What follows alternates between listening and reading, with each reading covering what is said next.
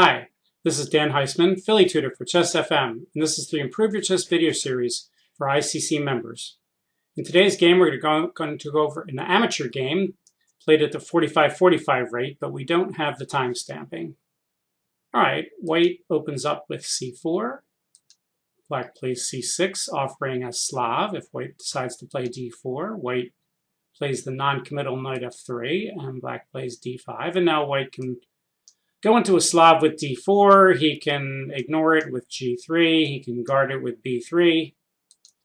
Decides to go into a Slav. Now the main move for black would be knight f6. Black plays e6. This little triangular setup here is characteristic of the Semi-Slav. And now the main line would continue knight c3, knight f6. But white plays the fairly rare Fianchetto line. And that kind of challenges black to take the pawn and ask white what he's going to do about it, which black does. Takes the pawn.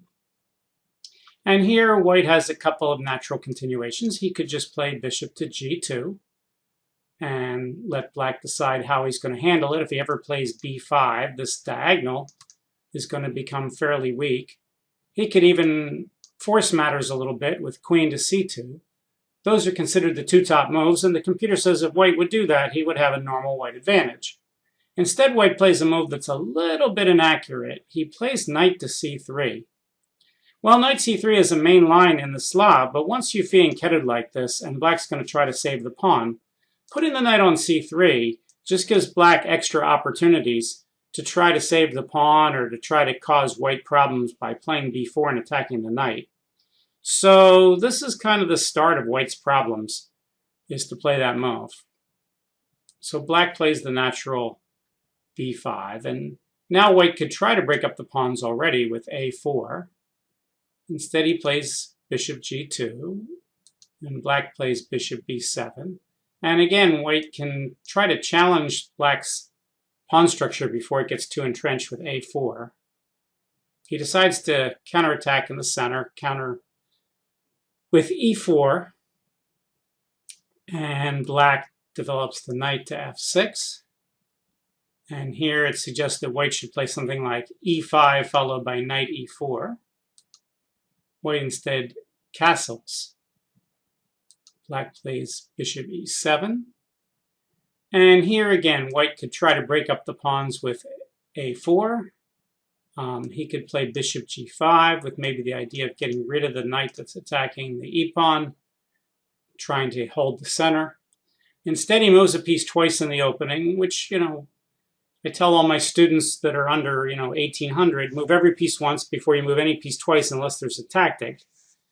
And this would not be an exception. That knight e5 here is not a very good move. White is down a pawn. He's wasting a little bit of time. And now black's lead is growing. Black efficiently gets another piece into the game. And now black is threatening to take the knight, trade off while he's winning, double the pawns, maybe trade the queens. And white's left with the option of bad choices here. The computer says knight takes d7 is the best he can do, which if that's the best you can do to move the knight a third time, you know you're in some trouble. So white didn't want to do that. He plays f4. Aggressive, which he should be since he's down a pawn, but his position isn't all that wonderful.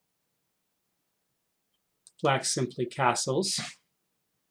And here, a3 is suggested move. Now white decides to take the knight, and black takes with the queen. And now pretty much white has almost no compensation for his pawn. So he plays bishop to e3, protecting the d-pawn. And black develops one of his rooks to the semi-open d-file.